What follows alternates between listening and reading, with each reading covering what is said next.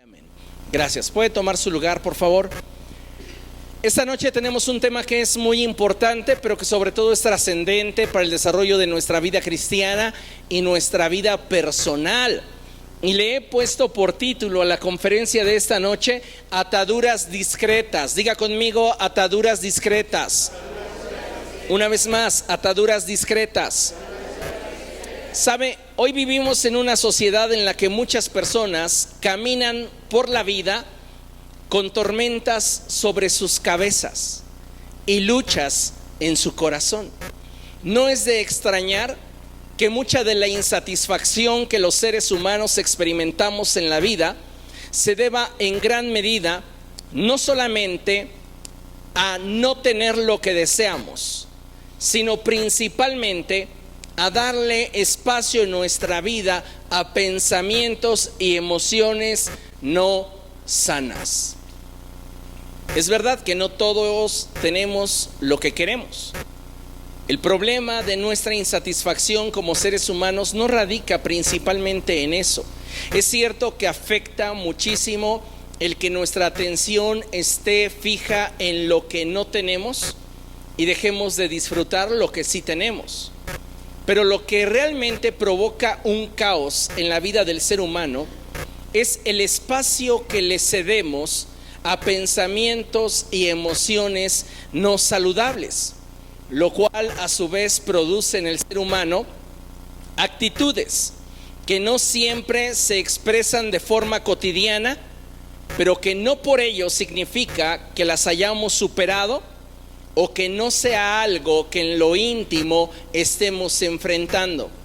¿Qué es lo que estoy diciéndole? Que cuando nosotros estamos frente a un estado de insatisfacción y surgen pensamientos y emociones que abrazamos o toleramos en el corazón, estos comienzan a perturbar nuestra vida íntima.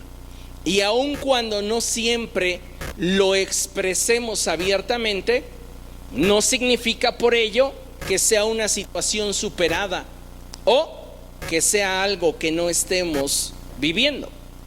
La palabra de Dios nos dice en Juan capítulo 8 verso 32: y conocerán la verdad, y la verdad los hará libres. Y es que aunque en muchas ocasiones nos cueste aceptar la realidad, lo cual siempre será el primer paso para asirnos de la verdad, lo cierto, amados hermanos, es que muchas personas, incluso dentro del ámbito cristiano, están caminando con ataduras en el corazón, atoradas en su mente, las cuales son ataduras discretas, ya que aunque no nos gusta reconocer tenerlas, no por ello su efecto en nosotros deja de manifestarse íntimamente. No importa qué tan discreta pueda ser la atadura que está solapando en tu vida. Diga conmigo: una atadura es una atadura. Y usted debe de saber que toda atadura en la mente tiene el poder de corromper el corazón y neutralizar la vida de aquel que le ha cedido lugar. Toda atadura es una atadura. No importa qué tan insignificante a tus ojos parezca. Por esto es que el Evangelio hace tanto énfasis en la libertad que Cristo nos ha dado. En Gálatas capítulo 5 verso 1, la Escritura dice cosas como estas: Cristo nos libertó para que vivamos en libertad. Por lo tanto, no se sometan nuevamente al yugo de esclavitud. En este sentido, Dios nos desea libres de ataduras, libres de yugos. El problema es que muchas veces como cristianos no estamos experimentando esa libertad y esa plenitud en la libertad, porque vivimos en la negación de lo que debería ser considerado desde la perspectiva de la objetividad y la honestidad un problema en nosotros. Pero no nos gusta reconocer que tenemos problemas. Cualquier situación que enfrentamos, la minimizamos a fin de seguir pareciendo ante el espejo las mismas personas irreprochables, inquebrantables e invencibles que asimismo concebimos, cuando la realidad es muy distinta. La palabra de Dios es muy clara cuando expresa que Satanás no viene sino para robar, matar y destruir. Y su forma de operar comienza intentando distorsionar nuestros pensamientos, provocando una atadura discreta que en apariencia no es tan grande, pero si no tratas con ella, tiene el poder de destruirte. Por este motivo es que como hijos de Dios, amados hermanos, necesitamos ser muy honestos con nosotros mismos y autoexaminarnos. Eso es algo que no nos gusta. Nos gusta señalar los errores de los demás, pero debería usted darse cuenta que por cada ocasión en la cual su dedo señala a una persona, hay 3 dedos apuntándole a usted. El Señor Jesucristo lo expresó de esta forma: ¿por qué te fijas en la paja que está en el ojo de tu hermano y no reparas en la viga que tienes en el tuyo? No nos gusta aceptar que en realidad estamos teniendo problemas en el corazón. Nos gusta más bien vivir en esa negación en la cual aparentemente todo está bajo control. Y sabe, cuando vivimos en esa negación, lo único que hacemos es darle oportunidad al diablo para seguir robándonos, para seguir atándonos. Por esto es que necesitamos ser honestos y autoexaminarnos. Recuerde el pasaje de la Escritura que dice: si nos examináramos a nosotros mismos, no se nos juzgaría. El problema es que no hacemos continuamente una autoevaluación y simplemente por default abrazamos la idea de que estamos bien, cuando en realidad deberíamos ser honestos y darnos cuenta en qué áreas necesitamos del Señor. Porque si usted no es honesto en reconocer en qué áreas de su vida usted está necesitando la ayuda del Señor, le pregunto, ¿cuál entonces sería la necesidad de correr hacia el trono de su gracia para hallar el socorro que necesitamos?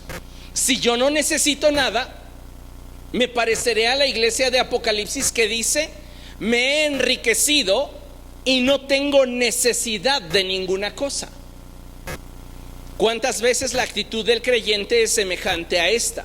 Nos sentimos autosuficientes y creemos que tenemos todo bajo control, cuando en realidad hay muchas cosas en nuestra vida que no hemos superado, y que eso de alguna forma nos mantiene atados a un proceso que poco a poco nos está debilitando y nos mantiene esclavos, incapaces de hacer frente a las circunstancias que estamos viviendo. Necesitamos honestidad y objetividad para saber qué es lo que necesitamos de Dios y en qué área de nuestra vida nos urge que su gracia sea sobre nosotros. Considere lo siguiente: los más grandes tropiezos y errores en la vida se dan principalmente por no haber estado dispuesto a ver las señales que nos anticipaban sobre lo que se aproximaba. Cuando uno va manejando en la autopista, es sumamente importante que preste atención a las señales. Y si una señal me está indicando que se aproxima una curva cerrada, sería una necedad no tomar precauciones. En la vida vamos a enfrentar situaciones que son en sí mismas una señal. Y cuando nosotros no queremos ver esas señales que nos anticipan aquello que vamos a enfrentar, lo más seguro que vivamos sea un tropiezo o un error. Y así como sucede en lo natural, pasa en lo espiritual, ya que muchas veces es esa falta de objetividad y honestidad lo que nos deja vulnerables ante una atadura, que si bien Dios podría hacernos libres, pero al desestimarla nosotros mismos y considerarla simplemente como un defecto más de nuestra forma de ser o pensar, es que hacemos a esa atadura algo irrelevante, sin darnos cuenta que para que Dios pueda obrar y liberarnos, tenemos que darle el peso y la importancia que realmente ese asunto requiere. ¿Cómo quiero que Dios me libere de una atadura discreta si no la reconozco en mi vida? ¿Cómo pretendo que Dios haga la obra en mi corazón si no estoy aceptando que tengo un problema?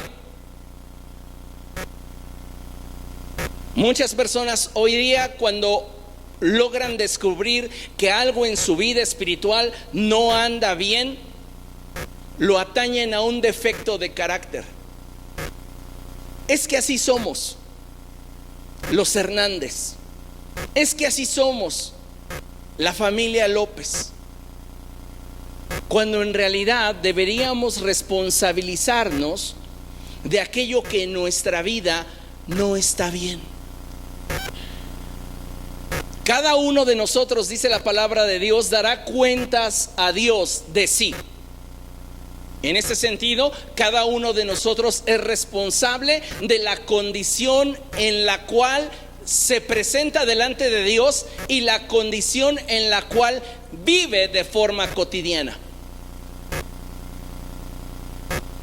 Muchas veces estamos dándole al diablo la oportunidad de robarnos y neutralizarnos simplemente por el hecho de no ser honestos con los problemas que estamos enfrentando en nuestra vida espiritual.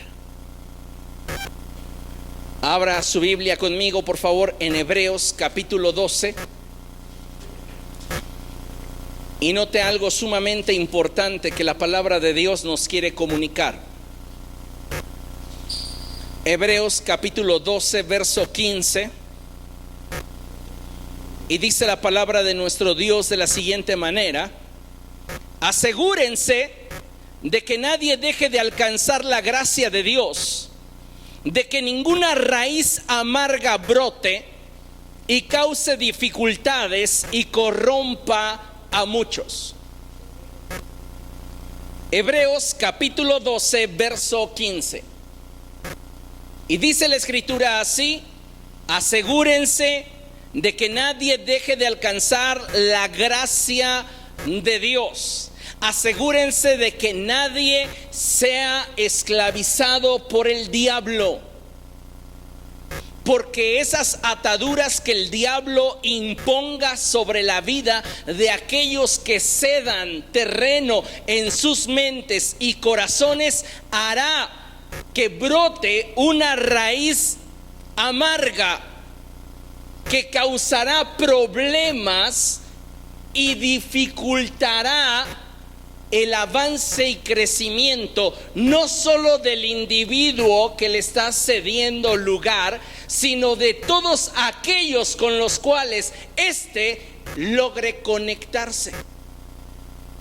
Eso es tremendísimo, porque si no estamos tratando con una raíz discreta que está convirtiéndose en una atadura en nosotros, esa atadura tendrá el poder de corromper nuestra vida y comenzar a afectar nuestro círculo íntimo. Y tenemos que tener mucho cuidado con esto. Escuche con atención. Una de las características de todas las ataduras espirituales que como seres humanos podemos llegar a portar es que todas ellas, sin excepción, limitan nuestro avance en Cristo. Toda atadura en tu vida limitará tu avance en Cristo y provocará en tu mente una perversión tal de la realidad que sin darte cuenta comenzarás a amoldarte a una forma de vida que no nos permita vivir como Jesús vivió.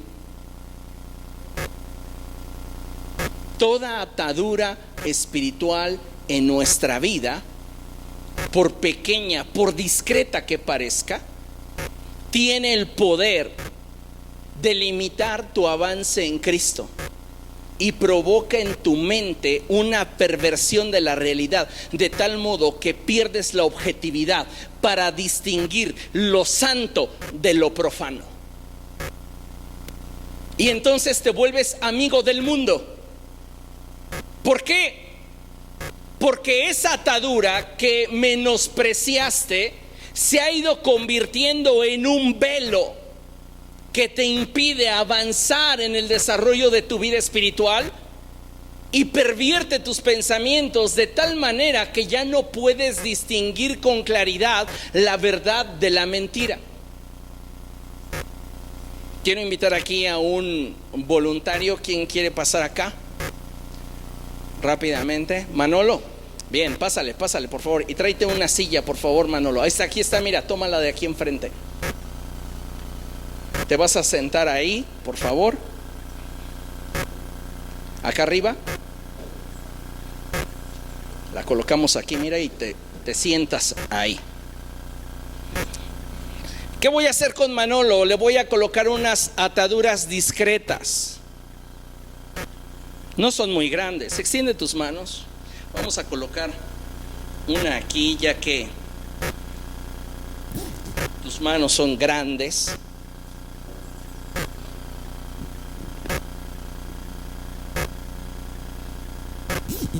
Hay veces en la vida en las cuales estamos permitiendo entre nosotros y en nuestro corazón principalmente actitudes que a nuestro parecer no son tan graves, no son tan malos. O sea, ¿por qué voy a preocuparme por esto que estoy tolerando en mi vida si en realidad no debería yo de escandalizarme por esto que estoy viviendo? Ya que pues es algo que todos están viviendo de alguna manera. Si alcanza. Ahora la otra.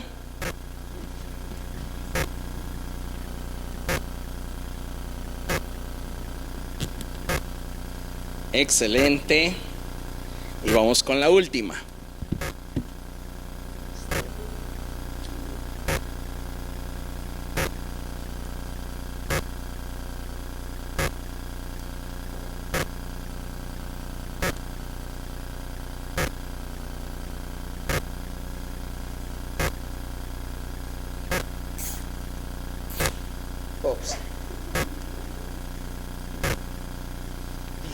Dijeran por ahí, la idea era esa. Él está ya muy grande.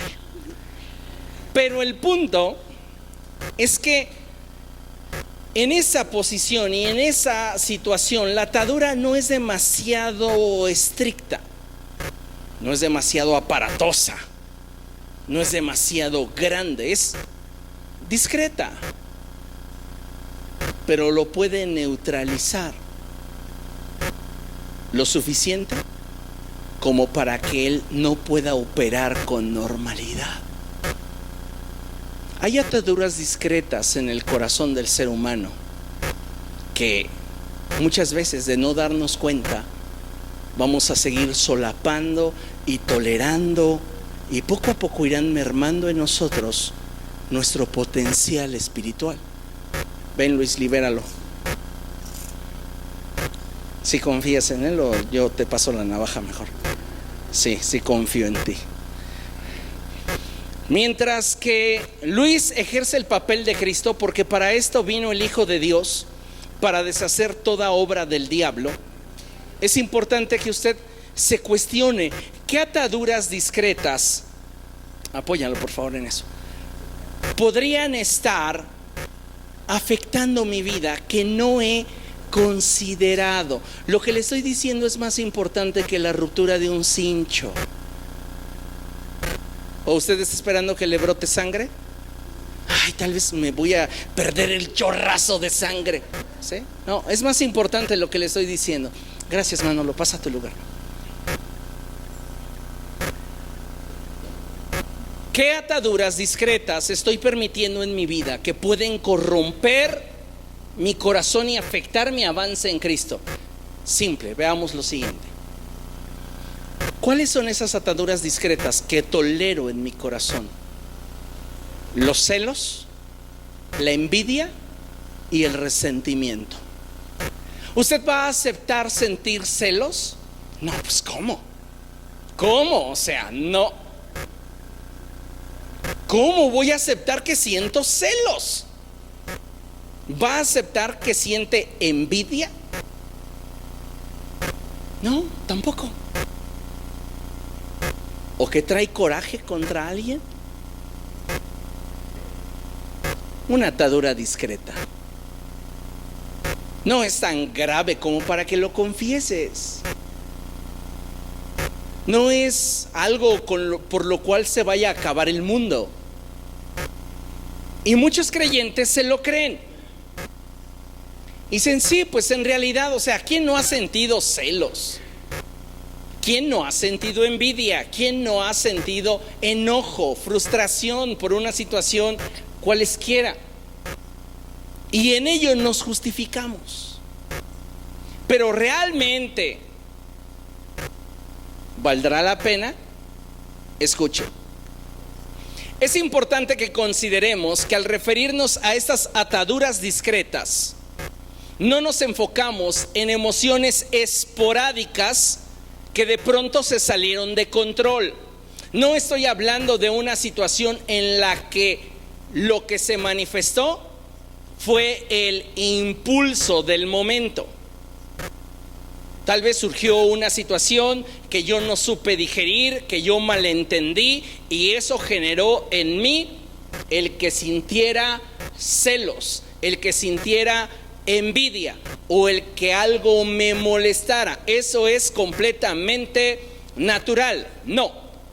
Cuando apuntamos a una atadura, apuntamos a pensamientos y emociones recurrentes en nuestra vida, que comienzan a afectar nuestras actitudes hacia otros y sobre todo nos impiden avanzar en el propósito de Dios para nuestra vida. No es pecado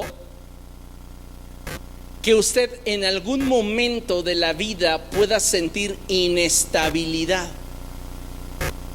El problema es cuando usted abraza la inestabilidad y le da lugar al pecado. Y entonces usted reacciona de una forma tal que en lo íntimo de su corazón usted sabe que no es correcta. Los celos y la envidia pueden fácilmente confundirse, ya que son hermanas engendradas por la insatisfacción y la decepción. La insatisfacción y la decepción se casaron y tuvieron 2 hijas. Y estas son celos y envidia. Se parecen mucho, pero se diferencian principalmente en aquello que las estimula. En ese sentido, los celos obedecen a una atadura que se arraiga en el corazón cuando consideramos que una persona está ocupando una posición que nos corresponde a nosotros ocupar. El celo está vinculado a la posición. Ya sea que yo considere que merezco esa posición por derecho, por antigüedad, por costumbre, por tradición, por lo que usted quiera, pero piensa que es su derecho. y el que otra persona en apariencia ocupe dicha posición, le ponen mal. Los celos se dan porque sentimos que alguien más está usurpando una posición que nos corresponde a nosotros tener. Estos celos pueden ser justificados o no, porque puede haber realmente algo que los provoque genuinamente, pero también puede darse el otro caso en el cual todo está brotando de mi imaginación y de mi inseguridad. El punto es que, justificados o no, los celos poco a poco comienzan a esclavizarnos y a atarnos. La envidia, por su parte, obedece a una atadura que se manifiesta en la vida de una persona que codicia lo que otra persona tiene, albergando en el corazón el sentir de que las circunstancias o la vida han sido injustas al darle a otra persona algo que no merece y que yo quiero o necesito.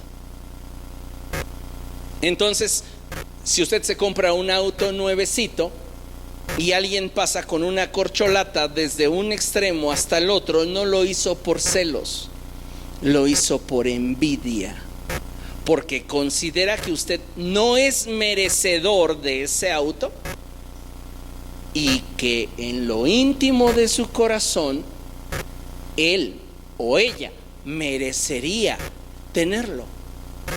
Entonces, en términos simples, los celos se enfocan en una posición de honor, en un rango de reconocimiento entre dos o más personas, y la envidia está directamente relacionada con cosas, dones, talentos o carisma. No tengo celos de tal persona, pero siento envidia del por qué guisa mejor que yo. Su talento, su habilidad, sus dones me provocan inconformidad. ¿Lo voy a aceptar? No. Escondo esa fragilidad de mi corazón, esa inestabilidad dentro de mí, y la niego. ¿Por qué te cae mal esa persona? No se trae la sangre pesada. A ti te andan pesando los demonios encima que te están vendiendo piñas. Nada de que la sangre pesada, de que el karma o lo que usted quiera, los chakras. No. Son muchas cosas que no estamos dispuestos a reconocer y que al negarlo no le damos la oportunidad a Cristo de liberarnos. ¿Por qué? Porque consideramos que esa atadura es pequeña, es discreta, nadie la va a notar, pero es lo suficientemente poderosa para ir alejándote del estilo de vida que Dios quiere para ti.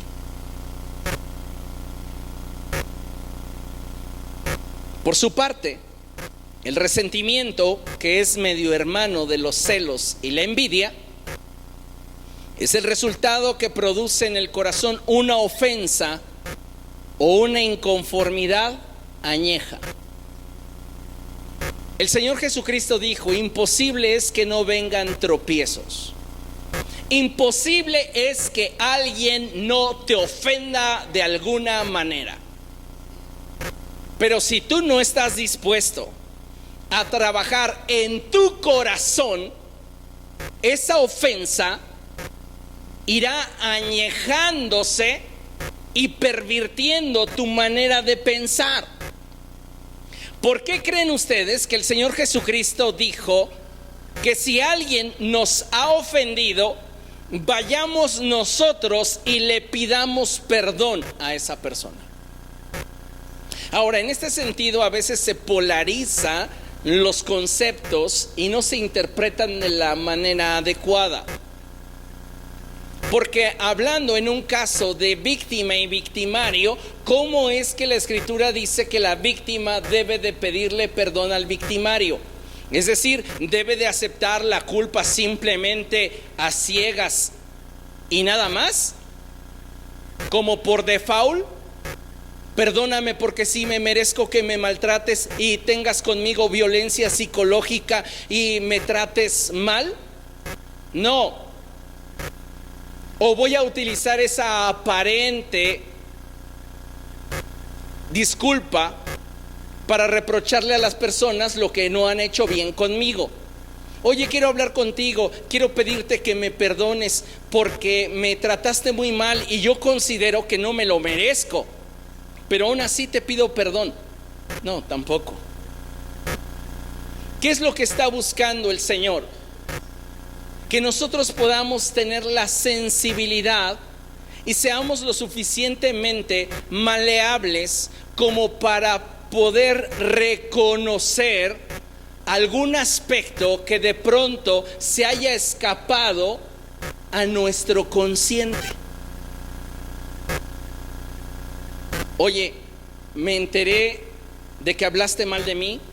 Oye, me he dado cuenta que tienes una mala actitud hacia mi persona y quisiera saber qué fue lo que te motivó a hacerlo. Porque si en algo mi proceder te hizo actuar de esta manera, te pido que me perdones. ¿Cuál es la finalidad de esto? Que seamos libres de esas ataduras discretas. Es que yo ya le pedí perdón, pero no cambió, y entonces yo sigo con mi misma actitud. El problema no está del otro lado. El problema te está consumiendo a ti, y solo a ti, a nadie más. Y a la única persona que está degradando es al portador del sentimiento o del pensamiento. A nadie más afecta hasta que te haya llevado a un punto de degradación en el cual te haya corrompido y comiences a corromper a los que contigo están. Ahorita vamos a ver un ejemplo de esto. Considere lo siguiente: cuando le damos acceso a un pensamiento equivocado en nuestra vida, este comienza a contaminar todo lo que esté a su alcance, destruyendo conceptos y afectando nuestra estabilidad espiritual, arrastrándonos de forma gradual pero constante hacia un nivel mayor de degradación. Esto es lo que hace una atadura discreta.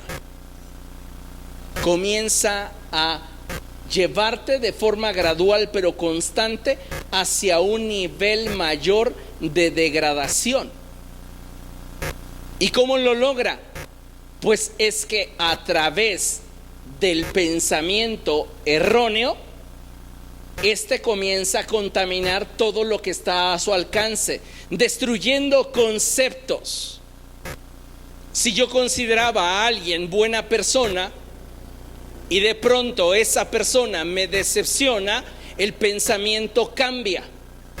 Y si yo no trato con ese pensamiento como una bola de billar sobre la mesa que ha sido golpeada con fuerza, va a estar impactando en diferentes áreas de mi vida, provocando mayor inestabilidad espiritual. La cuestión o el problema no está en quién me ofendió, el problema está en cómo estoy manejando la ofensa. Y eso habla directamente de madurez y carácter. Y la madurez no nos la dan los años. Vaya conmigo a primer libro de Samuel, capítulo 18.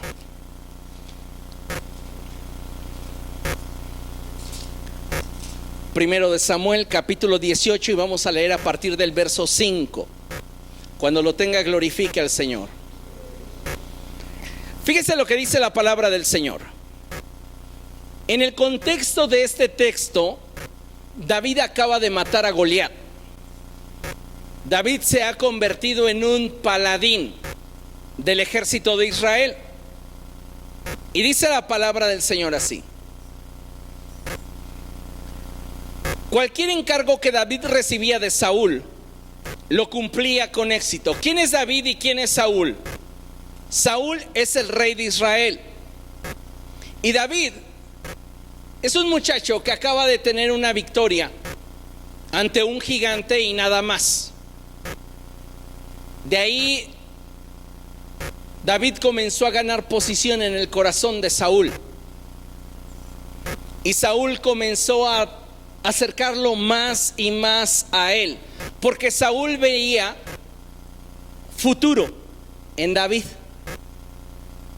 Y dice la palabra del Señor que cualquier encargo que David recibía de Saúl lo cumplía con éxito, de modo que Saúl lo puso al mando de todo su ejército, con la aprobación de los soldados de Saúl y hasta de sus oficiales. Fíjense a qué grado había gracia sobre la vida de David, que el mismo Saúl dice: te voy a poner al frente de mi ejército. Y todos los soldados, subordinados y oficiales dijeron: estamos de acuerdo. ¿Se acuerdan cuando David se presenta en el campo de batalla, donde Goliat sale continuamente a amedrentar al ejército de Israel? Cuando David se presenta ahí, los hermanos de David, que son soldados de Saúl, le dicen: eres un entrometido, un chismoso. ¿A qué se dedica David? ¿Es soldado? No, es pastor de ovejas. Entonces, a alguien cuyo perfil y contexto no tiene nada que ver con las armas, ahora está siendo colocado por el rey Saúl como el jefe del ejército. Y tal es el nivel de gracia sobre David, que soldados y subordinados dicen: lo aceptamos, porque aunque no tiene todos los años que nosotros llevamos en batalla, es un cuate que se ve, que se la sabe de todas. Verso 6. Ahora bien, todo iba perfecto. Ahora bien, cuando el ejército regresó, después de haber matado David al filisteo, de todos los pueblos de Israel, lea conmigo, salían mujeres a recibir al rey Saúl. Punto. Ahí hay después de Saúl, punto. Me encanta esto y hay que prestar atención a este pasaje, porque Saúl tiene el reconocimiento del ejército y tiene el reconocimiento del pueblo. David es un paladín, es un hombre cercano al rey, pero quien tiene el afecto del ejército y el pueblo es Saúl. Dice la escritura que de todos los pueblos salían mujeres a recibir al rey Saúl. Al son de liras y panderetas cantaban y bailaban y exclamaban con gran regocijo: Saúl destruyó a un ejército, pero David aniquiló a 10. ¡Sas! Disgustado por lo que decían, Saúl se enfureció y protestó: a David le dan crédito por 10 ejércitos, pero a mí por uno solo. Lo único que falta es que le den el reino. A partir de esa ocasión, Saúl empezó a mirar a David con recelo. ¿Qué pasó ahí?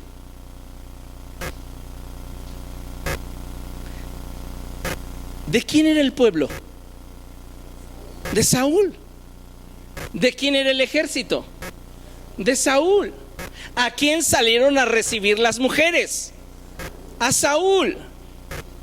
Y por una atención extra que las mujeres reconocen en la vida de David, Saúl compromete todo lo que es suyo por celos, por una atadura discreta. ¿De quién era todo? De Saúl. Y tanto le caló lo que las mujeres cantaban, que a partir de ahí hubo una ruptura con David. Sigamos leyendo. Al día siguiente, el espíritu maligno de parte de Dios se apoderó de Saúl. ¿Se está dando cuenta de algo? Ese espíritu maligno no atormentaba a Saúl hasta después de que Saúl abrió una puerta. Saúl abre una puerta en el ámbito espiritual y esta le da acceso a un espíritu que va a atormentarle. Porque cuando tenemos celos o envidia o abrazamos el resentimiento, un espíritu inmundo viene a robarte la paz. Y comienza a generar pensamientos dentro de ti que muchas veces son una tortura. Y dice la palabra de Dios: el espíritu maligno de parte de Dios se apoderó de Saúl. Dios se lo mandó. ¿Por qué dice de parte de Dios? Simplemente quiero aclarar este punto. Dice de parte de Dios no porque Dios se lo haya enviado, sino porque Dios permitió que este espíritu inmundo atormentara a su ungido, porque Saúl es el primer ungido de Dios, el primer rey de Israel, debido a que Saúl le dio derecho legal a este demonio a través del pecado que permitió en su corazón. ¿Comprende lo que le estoy diciendo? Si permitimos una atadura discreta en nosotros, le estamos dando derecho legal al diablo para atormentarnos. Por eso viene aquí la expresión de parte de Dios. No es que Dios se lo enviara, Dios permitió que actuara en razón del derecho legal que Saúl mismo le otorgó al espíritu inmundo, por causa de la atadura discreta que él abrazó. Comenzó sintiendo celos de David. Continúa la palabra de Dios diciendo que ese espíritu maligno se apoderó de Saúl, quien cayó en trance en su propio palacio.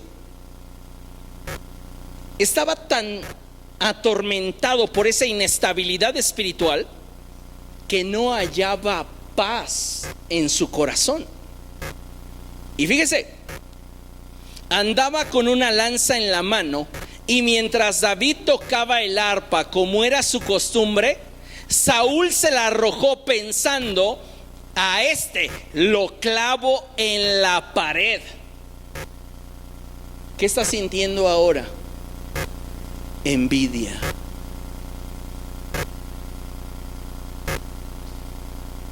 Porque Saúl siente no solamente que el pueblo le está dando a David una posición que debería otorgársela a él, sino que David se está apoderando de todo lo que es de él.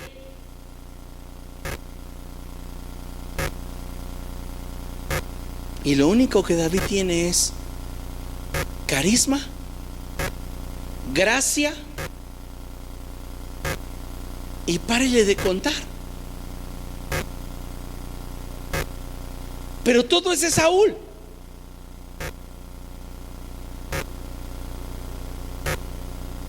Pero Saúl no ha estado dispuesto a tratar con esa atadura discreta que comienza a degradar su vida.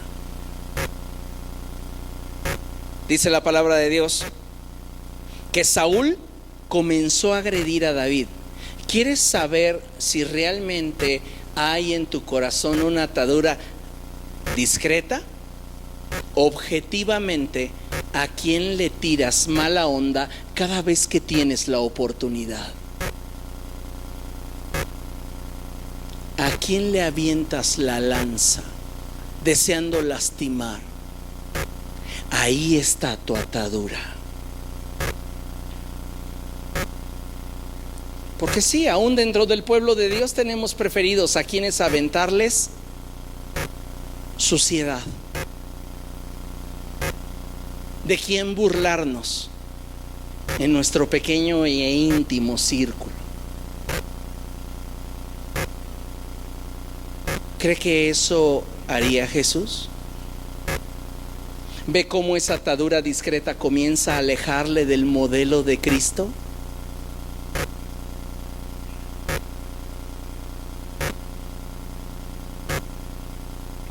Si no puede decir amén, diga: hay poder. Dice la palabra del Señor y continúa la escritura. Y dice que David logró esquivar la lanza. Va a haber gente que te tire mala onda, pero como recita últimamente nuestro presidente, ¿verdad? Que ya es común: el que nada debe, nada teme. Y el punto aquí es que te podrán tirar mala onda tanto como quieran,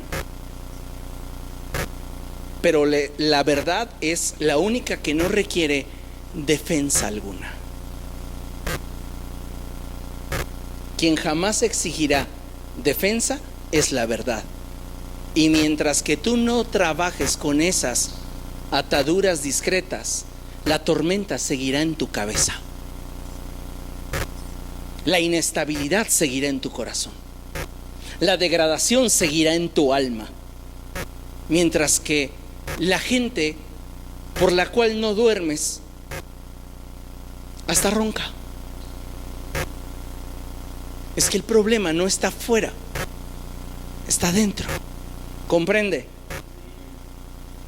Saúl sabía que el Señor lo había abandonado y que ahora estaba con David. Por eso tuvo temor de David. Verso 13: y lo alejó de su presencia, nombrándolo jefe de 1000 soldados para que dirigiera el ejército en campaña. Cuando una persona cae de tu gracia por alguna de estas cadenas discretas, vas a buscar no solamente alejarte de esa persona, sino separar de esa persona a tu vínculo cercano. Por eso Pablo tiene expresiones como estas, y él dice: es bueno que la gente demuestre interés en ustedes, pero no solamente cuando la intención de estos es alejarlos de mí. ¿Comprende?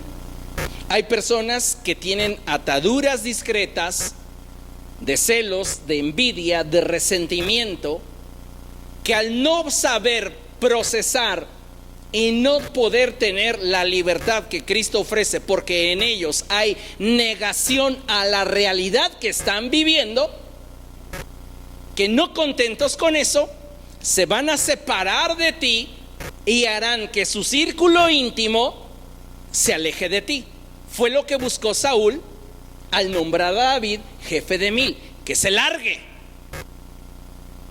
No lo quiero cerca de los míos.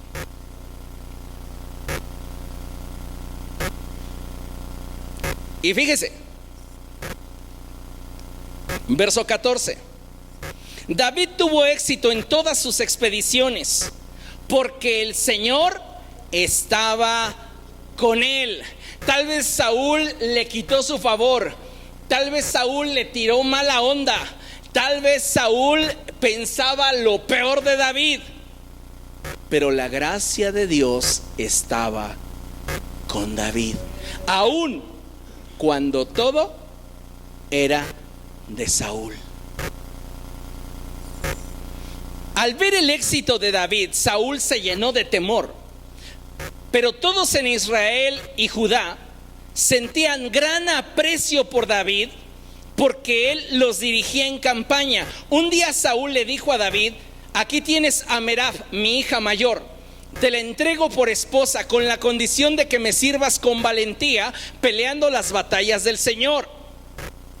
Saúl pensaba: será mejor que no muera por mi mano, sino a mano de los filisteos. Una persona que tiene ataduras discretas no reconoce que siente celos de ti, no reconocerá que siente envidia de ti, no reconocerá que tiene rencor hacia tu persona, y te hablará hipócrita y salameramente, justificando o tratando de ocultar su desprecio. Es lo que está haciendo Saúl. Pero David le respondió: ¿quién soy yo y quiénes son en Israel mis parientes o la familia de mi padre para que yo me convierta en reino del rey? Sin embargo, cuando llegó la fecha en que Saúl había de casar a su hija Merab con David, Saúl se la entregó por esposa a Adriel de Mejolá. Una persona que tiene ataduras discretas de celos, envidias y resentimientos te puede prometer lealtad, pero a la hora de la hora te va a traicionar. ¿Comprende? El problema no está en lo que puedan hablar de ti. El problema está en qué tiene la gente en su corazón para hablar mal de ti.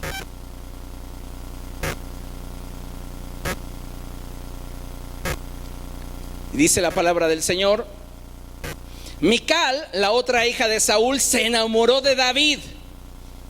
Imagínese usted, póngase en el papel de Saúl. Yo que tengo una hija,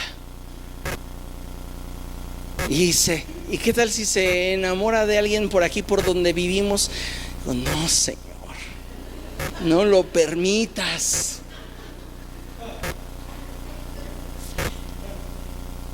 Saúl es el rey y su hija Mical, la pequeña, su tesoro, se enamora del hombre que él odia.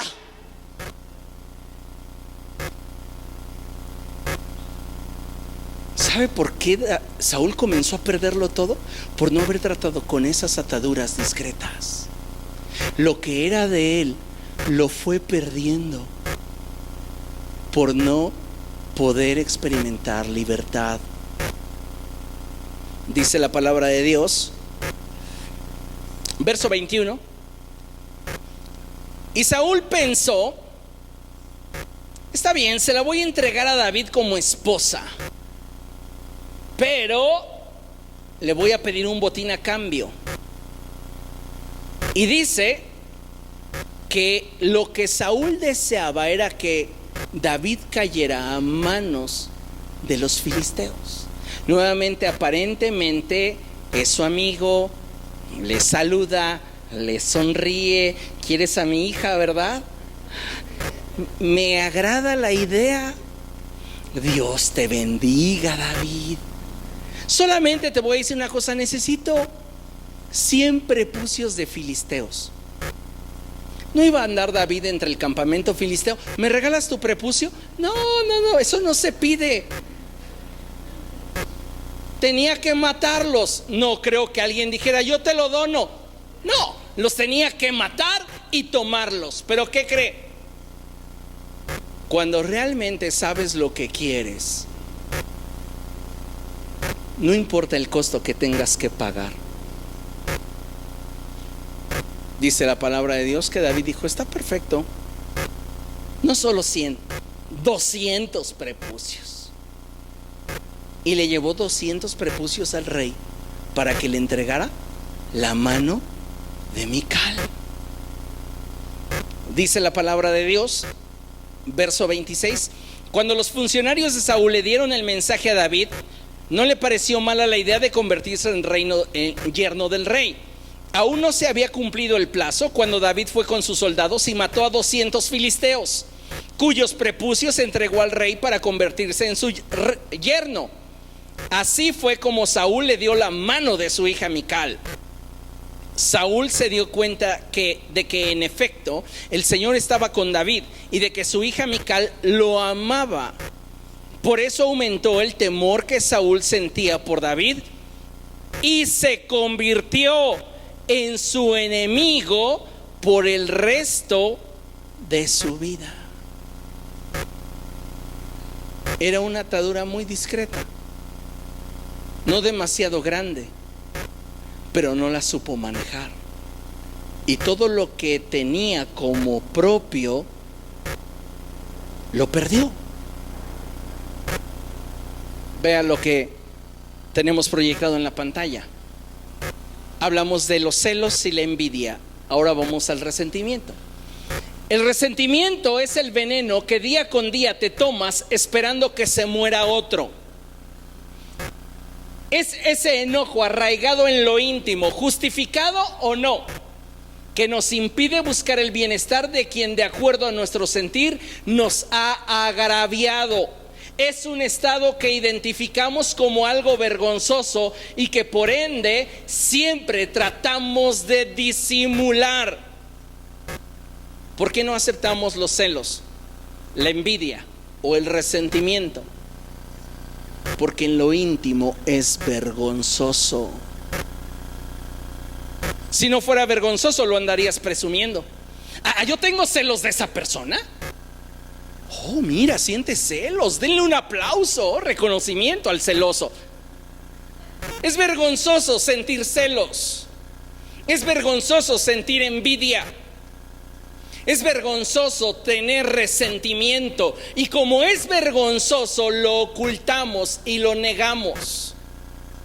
¿Tienes algo contra esta persona, sí o no? No, para nada, para nada. Solo nuestra visión de la vida es muy diferente. Ay, por favor. En un universo paralelo son cuatísimos. Si no controlas lo que tu corazón evoca, te va a destruir y te va a quitar lo que consideras que es tuyo. Acompáñame al primer libro de Samuel, porque la historia no acaba. Ahora vamos hasta al capítulo 20.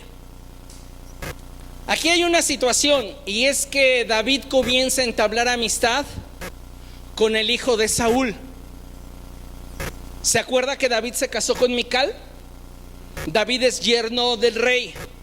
Pero para colmo, no solamente tiene a su hija de su lado, la cual está enamoradísima de David. No, el hijo de Saúl también es su cuatísimo.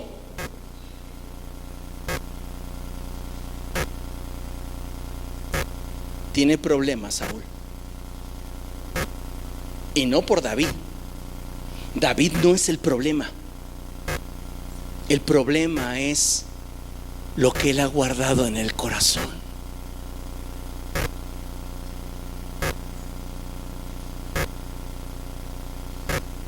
Cuando David le dijo a las mujeres: cuando yo vaya pasando junto al rey, canten, Saúl mató a 1000 y David a sus 10,000. ¿Cuándo? El que las mujeres sintieran respeto y se identificaran con David no era culpa de David, era una reacción que ellas tenían para con él, porque lo consideraban alguien con quien poder identificarse. No se podían identificar con Saúl. ¿Saben por qué? Porque Saúl no era pueblo. Aunque surgió del pueblo, no sabía ser pueblo. Pero David jamás perdió la esencia de ser pueblo. Tal es así que cuando David es rey y quiere traer el arca de Dios a Jerusalén, se pone a bailar semidesnudo frente al arca de Dios. ¿Y qué hace Mical, la que tanto lo ama en esta época? Lo juzga y le dice: eres un payaso. Y David le dice: tal vez sea vil a tus ojos, pero más vil me haré por causa de honrar a mi Dios. El problema no está en lo que las mujeres están percibiendo en David. Ni siquiera aun cuando David les hubiera dado gracias por su atención, el problema de la situación no se encontraba allí, se encontraba en el corazón de Saúl. Porque Saúl no supo identificar lo que le pertenecía, lo que era suyo, era su ejército, era su pueblo. David no era nadie. Y si usted pone atención a la letra, el que dijera la letra que David había matado a 10,000 era un halago para Saúl. ¿Qué busco yo como predicador? Forjar predicadores que lo hagan mejor que yo. Y cuando haya alguien que lo haga mejor que yo me sentaré satisfecho, porque en su brillo brillaré yo. Y diré como Pablo en su carta a Filemón: te me debes. Saúl, con la mano en la cintura, podría haberle dicho a David: oyes, dicen que mataste a 10 ejércitos y a mí solo me atribuyen uno. ¿Sabes qué, David? Que mi rey, te me debes. Pero no supo manejar lo que era suyo y comprometió todo, echándole tierra a David, intentando acusarlo, intentando dejarlo en mal. Miren, vamos a leer lo que hace el resentimiento. Primero de Samuel 20, del 24 en adelante. Esto está tremendo. Tienen amistad ahora David y Jonathan. Son super cuates. Y David de pronto, así como que a veces sí se pasaba de inocente, y le dice a Jonathan: oye, como que siento que le caigo mal a tu papá. Ya lo intentó clavar 2 veces con la lanza. Y apenas David le está diciendo a Jonathan: siento como que a tu papá no le agrado. Fíjense. Entonces le dice: ¿qué te parece si tú investigas por mí? Le preguntas si realmente le caigo mal, y el día de mañana tú sales al campo y lanzas tus flechas. Tú y yo vamos a hablarnos en clave. Si tú gritas: la flecha está más acá, acércate, entenderé que son mis ideas locas y que tu papá no trae nada contra mí. Pero si tú le gritas a tu siervo que ande buscando las flechas: la flecha está más allá, corre, entenderé que tu padre las trae contra mí, y entonces me iré. Pongo mi vida en tus manos. E hicieron un juramento de no traicionarse. Qué padre cuando hay ese nivel de hermandad en el cual puedes garantizar lealtad a costa de lo que tú quieres. Casi no se ve hoy día, pero es posible.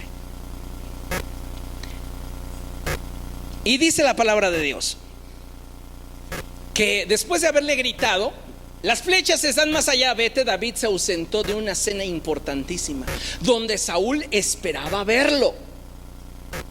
Y dice la palabra de Dios, ahora sí vamos, verso 24.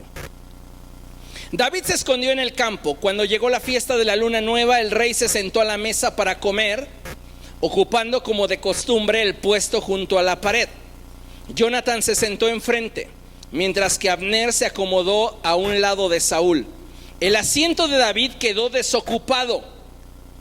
Ese día Saúl no dijo nada, pues pensó: algo le habrá pasado a David que lo dejó ritualmente impuro y seguramente no pudo purificarse. Pero al siguiente día, que era el segundo del mes, el puesto de David seguía desocupado. Saúl le preguntó a Jonathan: ¿cómo es que ni ayer ni hoy vino el hijo de Isaí a la comida? ¿Conoce o no conoce su nombre? Claro, es su yerno. ¿Por qué dice el hijo de Isaí? Porque no quiere tener vínculos que le relacionen con él. La gente que siente celos, envidia o guarda resentimiento en el corazón, no querrá jamás mostrar ningún vínculo que se relacione contigo. Es más, ni like le darán a tus fotos. Ay, no, que no me relacionen con el pastor, porque no. Es un decir, pero aplicado a este tiempo y nada más. Fíjese, ¿cómo es que ni ayer ni hoy vino el hijo de Isaí a la comida? Verso 28. Jonatán respondió: David me insistió en que le diera permiso para ir a Belén. Me dijo: por favor, déjame ir, mi familia va a celebrar el sacrificio anual en nuestro pueblo y mi hermano me ha ordenado que vaya. Hazme este favor y permíteme que me dé una escapada para ver a mis hermanos. Por eso es que David no se ha sentado a comer con su majestad. Al oír esto, Saúl se enfureció con Jonatán. ¡Hijo de mala madre!, exclamó. Yo creo que el texto sagrado no quiso plasmar todo lo que le dijo, pero Saúl estaba encolerizado. Y fíjense lo que dice: ¿crees que no sé que eres muy amigo del hijo de Isaí? Para vergüenza tuya y de tu desgraciada madre. Ya se empezó a meter ahí sí donde duele, ¿eh? Y vea después, verso 31, que es el meollo del resentimiento. Mientras el hijo de Isaí viva en esta tierra, ni tú ni tu reino estarán seguros. Así que manda a buscarlo y tráemelo, pues está condenado a morir.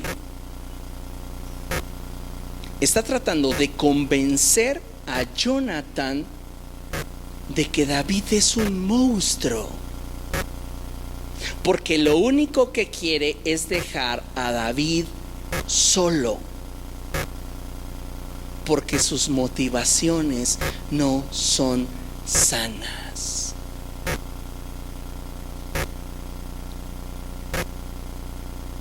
Jonatán está tan apegado a David, tan identificado con él, que le sale al quite al padre y le dice: ¿y por qué va a morir? ¿Qué te hizo? Y Saúl, en lugar de argumentarle, mostrarle pruebas, lo intenta atravesar con la lanza.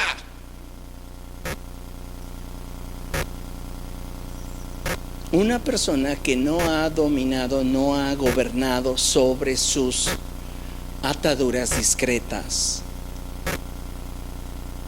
en algún momento de presión perderá el control.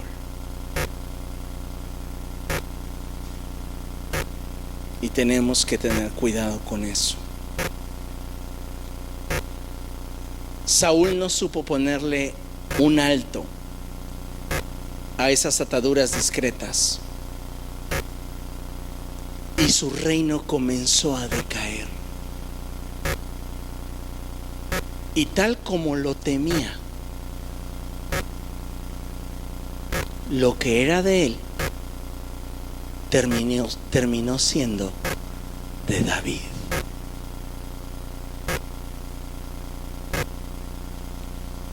Importante, ¿qué hacer ante una atadura discreta? Lo primero, debes reconocer tu pecado. Si sigues en la negativa, Dios no te puede hacer libre. Tienes que reconocer tu pecado. Lo segundo, debes de confesárselo al Señor. De nada sirve, y yo no creo en esas personas que quieren arreglar las cosas de dientes para afuera. Oye, quiero que nos sentemos, fíjate que pues la verdad he tenido cosas en contra tuya, y después están hablando a tus espaldas. Eso es hipocresía. Si quieres arreglar las cosas en tu vida, confiésaselo al Señor. Recuerdo esos años, hace 20 años, era costumbre, ¿no? El tiempo de decir: si usted está sintiendo odio hacia alguien, levante su mano. Ahora, en este mismo espíritu, vaya a esa persona. Si está aquí presente, vaya y pídale perdón. Ahí tenías a la gente acercándose. movida por la música, por el ambiente, perdóname, llorando. Salían y ni se despedían. ¿De qué se trata? ¿De hacer show? No, confiésaselo al Señor. Dile, ¿sabes qué, Señor? He sido mala onda. Realmente siento celos de esta persona, realmente siento envidia de esta persona, o tengo resentimiento hacia esta persona. Justificado o no, Señor, sé que es un pecado.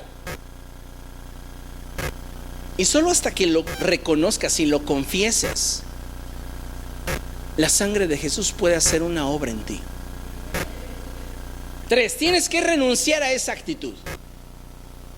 Porque si la sigues alimentando, va a seguir creciendo. Es como la mala hierba.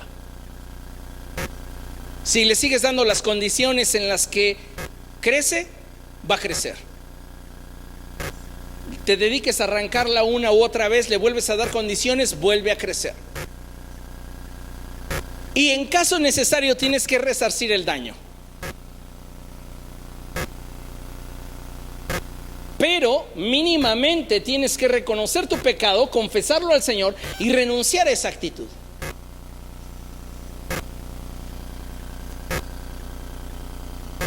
Considerando lo que la palabra de Dios dice, y con esto concluimos.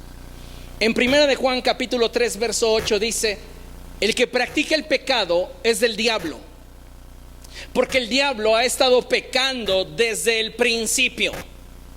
El Hijo de Dios fue enviado precisamente para destruir las obras del diablo. Ay, no, pero a mí el diablo no me ha dominado. ¿Seguro? ¿No habrá por ahí una atadura discreta que no quieres reconocer porque es vergonzosa? ¿Cómo? ¿Cómo yo?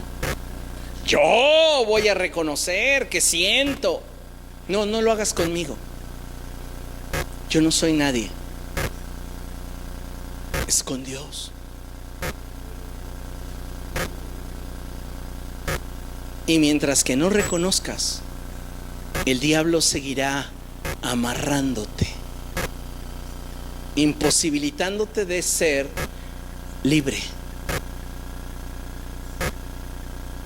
y trayendo inestabilidad e inconformidad en tu corazón añejada.